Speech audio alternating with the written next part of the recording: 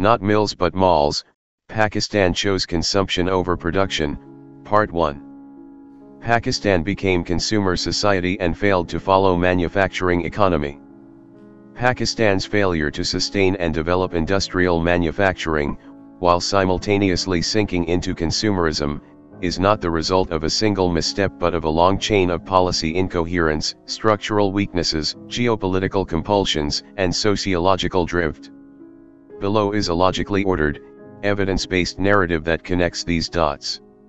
1. Colonial inheritance. We began with the wrong factory. At independence, Pakistan inherited only 34 large industrial units, almost all in textiles or food processing, located in what became India. The areas that constituted West Pakistan were essentially agrarian and infrastructural spokes designed to serve Bombay, Calcutta, and Madras. The new state therefore started with 1. No capital goods base, 2. A tiny domestic market, and 3. A merchant culture that had always lived off trading raw cotton, hides and jute rather than adding value to them. This legacy tilted the incentive structure toward quick return trading activities, not toward the slow, lumpy investment needed for iron foundries, machine tools, or chemical plants. Consequently, the psychological template of the business class was set for buy-sell rather than design-make. 2. The 1950-70 illusion, consumer-led import substitution without discipline. Ayub Khan's era is often romanticized as the golden decade of industrialization. What actually happened was classic import substituting industrialization, ISI, biased toward final consumer goods, textiles, sugar, cigarettes, vegetable ghee, financed by Cold War aid and protected by very high tariffs on finished goods but low tariffs on machinery. Because there were no performance requirements, export targets, local content timelines, R&D spending, the new industrial class became rent seekers rather than learners. South Korea and Taiwan used the same ISI tools but disciplined their infant firms. Subsidies were withdrawn if firms failed to export or upgrade technology. Pakistan's bureaucracy, by contrast, ran a license Raj where quotas were given to favorites and withdrawn from opponents. Technological deepening was never monitored. By 1970 the country had plenty of spindles and looms but still imported even the gears and rollers that maintained them. The capital goods share of value-added manufacturing stagnated at under 3%, compared with 18% in Korea by the same date. 3. Nationalization shock, 1971-77, killing the merchant, but not creating the engineer. Zulfikar Ali Bhutto's nationalization of steel, cement, vegetable oil, and heavy engineering coincided with the loss of East Pakistan, which had supply jute, forex, and a large market. The psychological impact was catastrophic. The very class that had learned to run factories, however inefficiently, was told it was no longer welcome. Investment collapsed, capacity utilization in state-owned units fell below 40%, and the most dynamic entrepreneurs redirected capital either into real estate in the Gulf or into informal trade. Public sector managers, appointed for party loyalty, lacked the engineering culture needed for technology absorption. The result was a simultaneous contraction of both private risk-taking and technical competence. For the Afghan War decade, 1979 to 1988, remittances, guns and malls. From 1973 onward, oil price booms funneled unprecedented remittances into Pakistan. By 1983 they equaled 10% of GDP. Instead of being channeled through a development bank into export-oriented manufacturing, the money financed a consumption boom: Japanese TVs, VCRs, refrigerators, and the first wave of imported cars.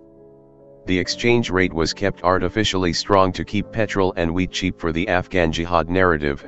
An overvalued rupee made imports even more attractive and punished any firm trying to export.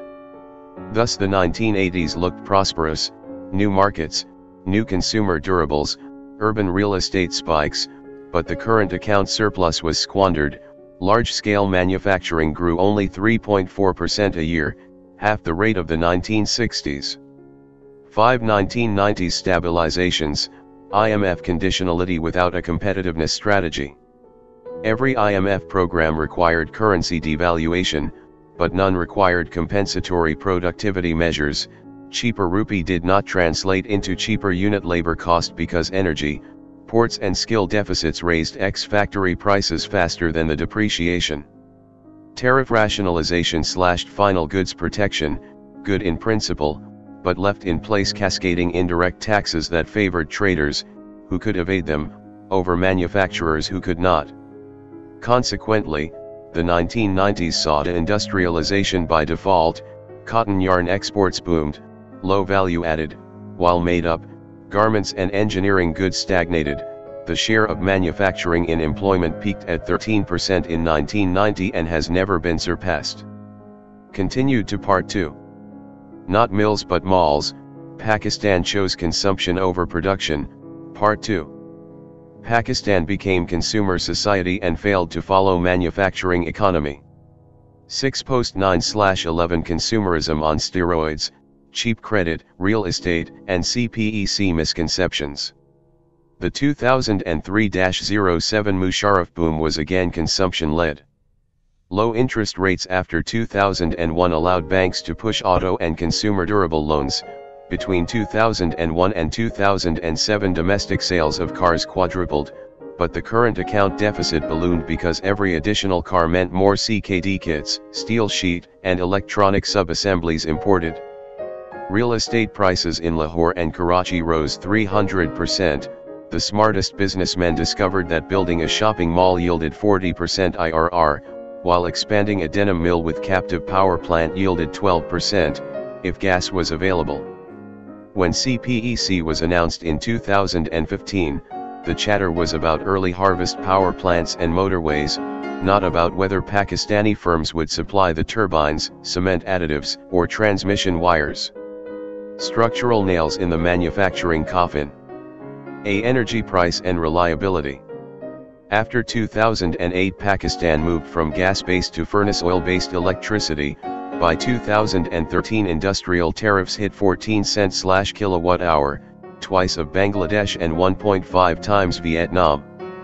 Frequent load shedding meant a textile unit in Faisalabad had to run captive generators at 20 cents equivalent, wiping out the labor cost advantage. B. Logistics penalty. Trucking goods from Sialkot to Karachi port costs $1.80 per 100 kilometers, compared with $1.10 in India and 90 cents in China. Time-wise, customs clearance plus port handling averages 7 days, in Dubai it is 1. Export orders are therefore time-sensitive. Go to Bangladesh, which can land a garment in Frankfurt 2 days faster even though its sea distance is longer. See exchange rate volatility. Instead of allowing a market-determined rate, successive finance ministers burned reserves to defend an arbitrary parity. The 2014-17 peg, $97-105/, eroded $18 billion of SBP reserves, raised the relative price of non-tradables, real estate, imports, and undercut exporters just when the textile quota regime ended and competitors were grabbing market share. D. Technology lock-in. Pakistan's engineering universities produce 10,000 graduates a year, yet R&D spending is 0.2% of GDP, Bangladesh 0.4, India 0.7, China 2.4. There is no analog to India's Council of Scientific and Industrial Research or Korea's KIST. Firms that want to upgrade must buy turnkey Chinese lines because local machine tool builders never moved beyond lathes. 8. Social narrative shift. From produce to consume. Television penetration rose from 18% in 1990 to 96% today. The advertising industry grew 14% annually in 2010 to 18, twice the pace of manufacturing. Bollywood, Turkish, and Netflix dramas have normalized a middle-class lifestyle centered on designer lawns, destination weddings and imported smartphones. The social status of the factory owner has been eclipsed by the real estate tycoon or the imported car dealer.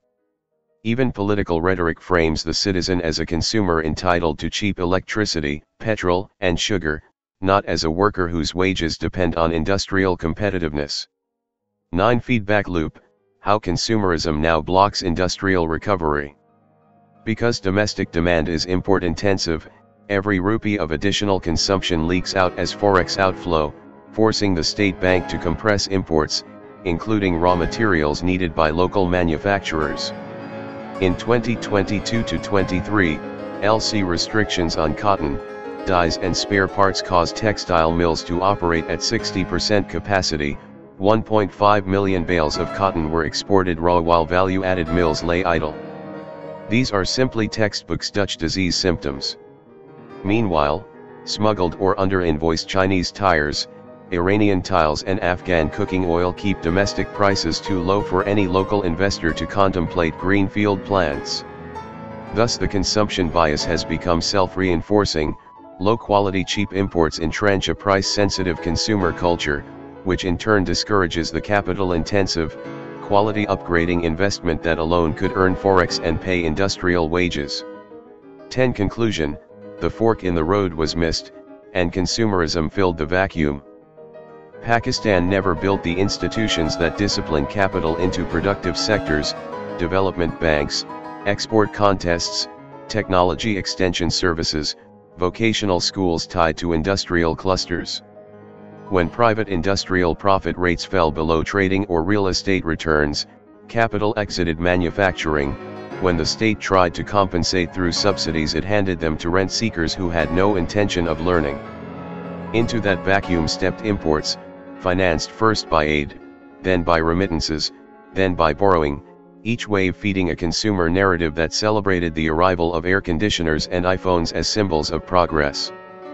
By the time policymakers realized that factories, not malls, create sustainable jobs, the country was trapped: external debt service, an import-addicted middle class, and a polity that wins votes by promising cheaper electricity, not 12-hour factory shifts.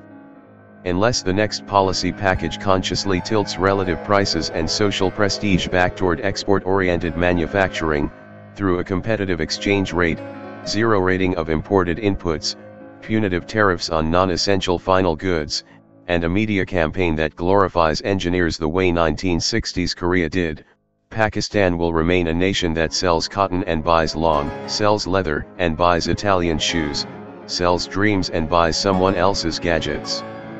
Concluded.